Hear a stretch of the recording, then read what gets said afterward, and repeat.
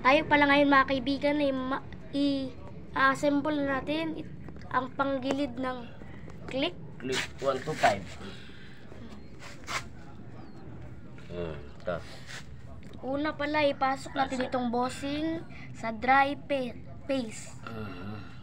Tapos Ilalagay natin itong flyball. dapat kung saan yung puti, doon lahat nakaharap. Ito ba? Yan. Yan. Ganyan.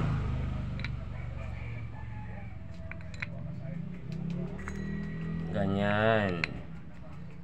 Tapos, anong sumunod? Ilalagay natin itong slider paste sa kanyang lalagyan. Ganyan. Yan. May tatlo siyang lalagyan dito. Yan, sa gilid. Tapos, itakip natin sa kanyang flyball. Yan, yan, oh. Yan, oh. Dito siya dadaan. Dito siya dadaan. Itong leather paste. Ito, ganito. Ito, yan.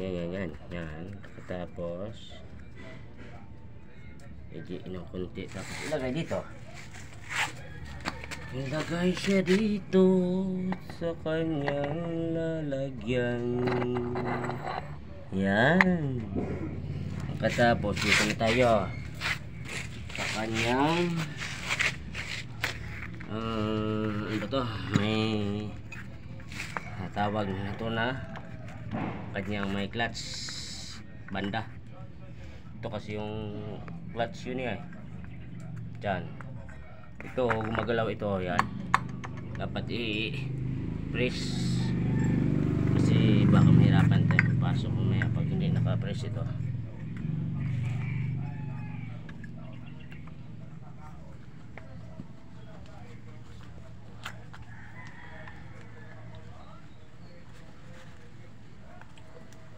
Ito yun.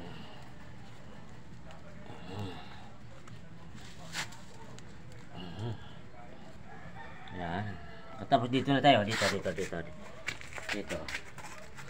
Ipasok siya dito. May glass. Ipasok dito. Tapos yan. Tapos itong belt dapat dito siya, nakapatong siya dito. Kasi pag dito tumama, hindi mo mahihigpitan. Dapat dito siya.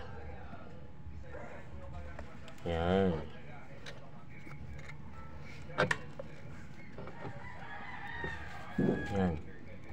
Yan, hindi naman masyadong mga kwan. Yan, dapat yung posisyon niya. Tapos ito, yan. Ito, ganyan, dapat yan. Pagkatapos yung ito yung kanyang washer. Ito yung nut dito banda. Tapos ito dito din. Ito yung kanyang partner. Ito dito. Pag ganyan siya. Yan. Pag makita nyo yung parang spline dito, okay na yan, pasok na yan. Tapos ito, kahit magbaliktad ito, pwede naman. Yan. Pero mas maganda kung itong timing mark dito sa labas banda. Ngayon ito, yung timing mark, ito wala eh. Ibig sabihin sa loob. Ganyan din dito, ganyan din dito. Yung timing mark dyan, yung sa kabila wala. So, dapat yung wala doon sa loob. Yan lang. Tapos kunin natin ito.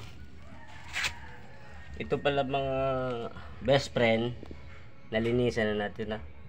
Ito i-assemble na natin para sakali na gusto niyo manood ng video, may guide kayo kung paano mag-assemble ang panggilid ng clip. Ito pa, ito. Yan. Ganyan lang yan. Pa-shoot lang kasi may spline kasi. Ito ba? Yun.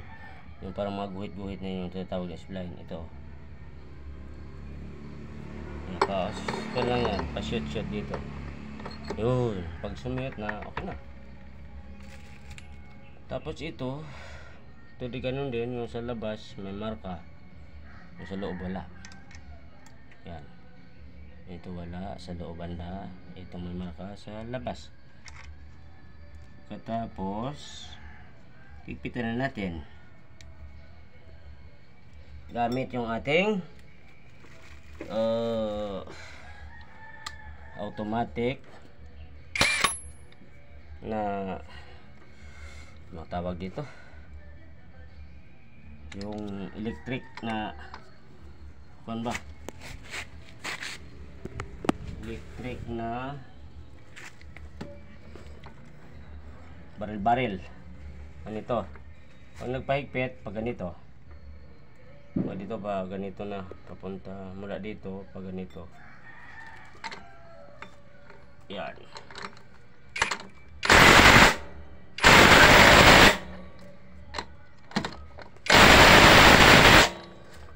Ayan, pag lumabas na ito, ibig sabihin mahigpit na.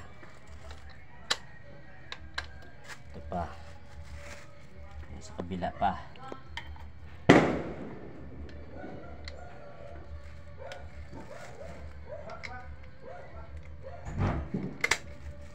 Ito.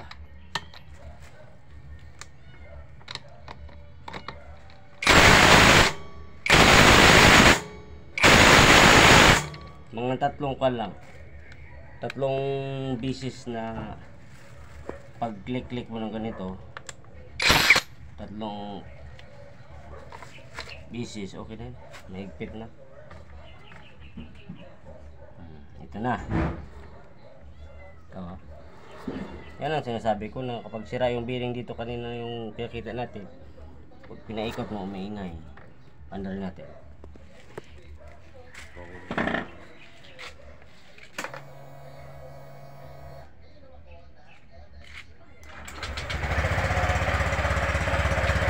Yan. Ayan na siya pag gumalaw. Ayan.